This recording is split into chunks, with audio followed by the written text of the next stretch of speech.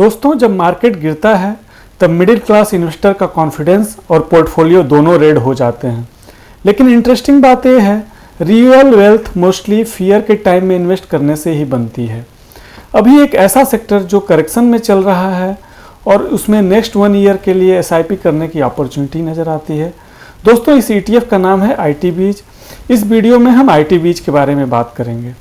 नमस्कार दोस्तों, स्वागत है आपका यूट्यूब चैनल सैलरी टू करोड़पति में, जहां हम बात करते हैं रियल इन्वेस्टिंग जर्नी की, जिसे मिडिल क्लास पर्सन भी आसानी से समझ सके और लॉन्ग टर्म में वेल्थ जनरेट कर सके। आईटी बीज क्या है, इसे हम सिंपल लैंग्वेज में समझते हैं। आईटी बीज एक आईटी सेक्टर बेस्ड ईटीएफ है जो हमें एक साथ इंडिया की टॉप आईटी कंपनीज में इन्वेस्टमेंट करने की अपॉर्चुनिटी देता है। एक बार हम देख लेते हैं आईटी बीज में कौन कौन सी आईटी कंपनीज है। जैसा कि आप स्क्रीन पर देख पा रहे हो, इन्फोसिस, टीसीएस, टेक महिंद्रा, एचसीएल टेक, विप्रो, परसिस्टेंट सिस्टम, कोफरोज, एलटीएम, एम्फोसिस, ओरेकल फाइनेंस, ये इंडिया की टॉप कंपनीज है जिसमें हम एक साथ आईटी बीज के जरिए इन्वेस्ट कर सकते हैं। और अगर हम इसमें एक साथ इन्वेस्ट करते हैं तो हमारा पैसा, हमारा इन्वेस्टमेंट डाइवर्सिफाइड हो जाता है और रिस्क बहुत ही कम हो जाता है। अब सवाल ये है, आईटी बीज इतना इंटरेस्टिंग क्यों लग रहा है? एक बार हम चार्ट को देखते हैं। जैसा कि आप चार्ट पर देख पा रहे हो, आईटी सेक्टर में एक मेजर करेक्शन हुआ है। दिसंबर 2024 के आसपास ऑलमोस्ट ऑल टाइम हाई बना।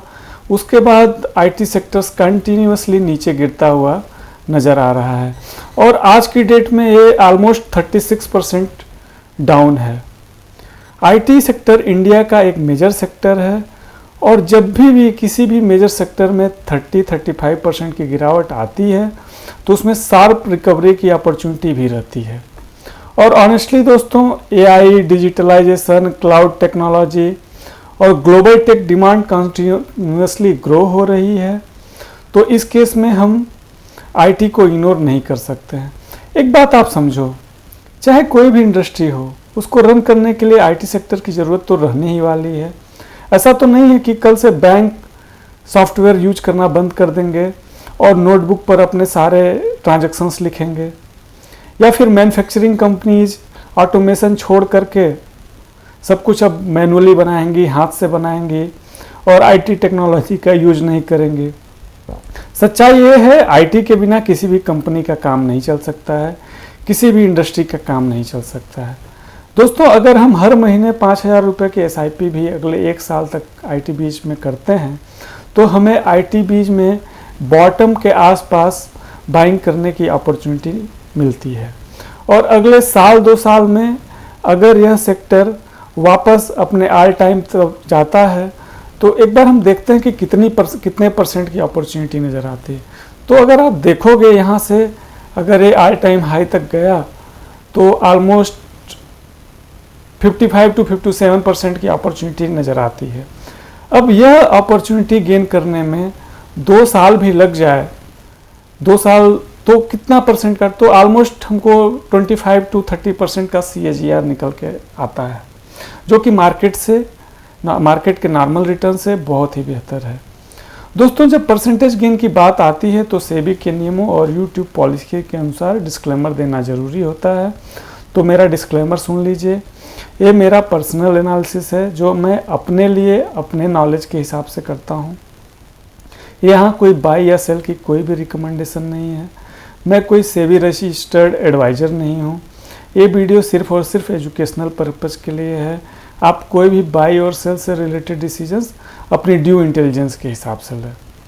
दोस्तों, यहाँ एक्साइटमेंट में ब्लाइंडली एक साथ बहुत बड़ा अमाउंट इन्वेस्ट करना भी सही अप्रोच नहीं है। मेरी इन्वेस्टिंग स्ट्रेटजी बहुत ही सिंपल रहती है। मैं एसआईपी स्टाइल में हर मंथ थोड़ा थोड़ा खरीदना पसंद करता हूँ, जिससे धीरे धीरे पोर्टफोलियो बिल्ड किया जा सके।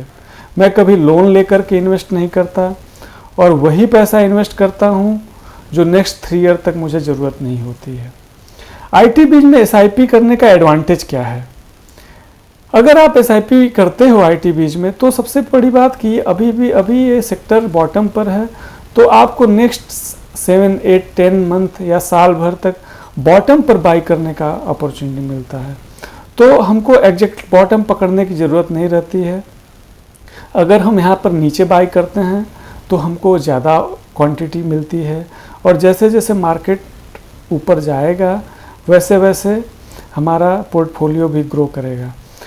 क्योंकि दोस्तों बड़ी वेल्थ बनाने के लिए मार्केट टाइमिंग से ज़्यादा कंसिस्टेंसी की ज़रूरत रहती है। दोस्तों मैं ऐसे वीडियोज़ लेकर आता रहता हूँ। अगर आपको वीडियो यूजफुल लगे तो लाइक ज़रूर करिएगा और सब्सक्राइब करिए।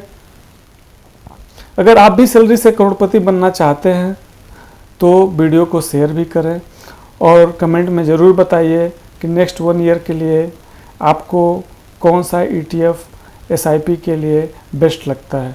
मिलते हैं नेक्स्ट वीडियो में, तब तक के लिए नमस्कार, आपका दिन शुभ हो।